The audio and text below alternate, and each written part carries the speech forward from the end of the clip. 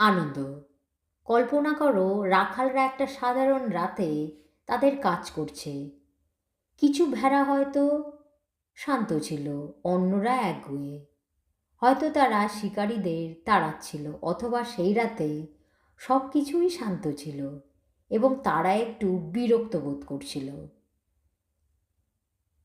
সেই সন্ধ্যার কোনো ইঙ্গিতই ছিল না যে ইতিহাস তৈরি হবে। জয় যিশু, নমস্কার। আর তারপরেই হঠাৎ করেই আকাশ আলোয় চূর্ণ হয়ে গেল।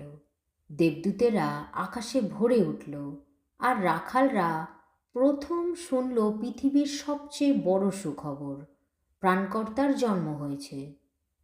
তাদের প্রতিক্রিয়া, তারা নিজেরাই দেখার জন্যে দৌড়ে গেল এবং তারপর তারা শহরে গিয়ে যাদের খুঁজে পেল তাদের সবাইকে বলল। এবার নিজেকে একটা সাধারণ দিনে কল্পনা করো। হয়তো সব কিছুই ঠিকঠাক চলছে, অথবা সব কিছু ভেঙে পড়ছে বলে মনে হচ্ছে। জয়ের আনন্দে তুমি হয়তো তেজময় হও, অথবা ক্লান্ত বোধ করছো। দিনটা যে ধরনেরই হোক না কেন, সত্য একই থাকে, যিশু এসেছেন।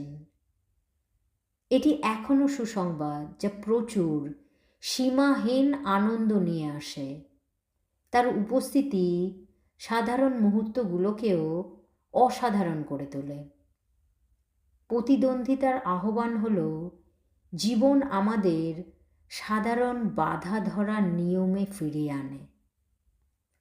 দায়িত্ব বেড়ে ওঠে এবং সংবাদ, খেতাব, উপাধি আমাদের ভার আক্রান্ত করে তোলে।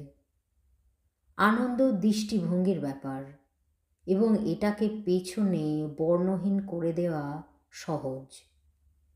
কিন্তু এই বড়দিনে আমরা যদি আবার সেই রাখালদের মতন হতে চাই, যদি আমরা যিশুর জন্মের অবাক করা আমাদের সাধারণ দিনগুলিতে ব্যাঘাত ঘটাতে দিই এবং তারপর সেই আনন্দ আমাদের চারপাশের লোকেদের সাথে ভাগ করে নিই, তাহলে কি হতে পারে? তুমি কি কল্পনা করতে পারো তোমার কর্মক্ষেত্রে বা পরিবেশ কতটা বদলে যেতে পারে যদি তুমি বিশ্বকে চাপে ফেলে দেওয়ার, সর্বশেষ খবরের কথা ছড়িয়ে দেওয়ার পরিবর্তে যিশুর সুসংবাদের কথা ছড়িয়ে দাও, যে সুসংবাদটি মহান ও আনন্দের কারণ। এখনও অনেক মানুষ আছে যারা যিশুকে চেনে না। তারা জানে না যে তাদের জীবনে আনন্দ সম্ভব, কিন্তু খ্রিস্টের অনুসারী হিসেবে আমরা তা করি।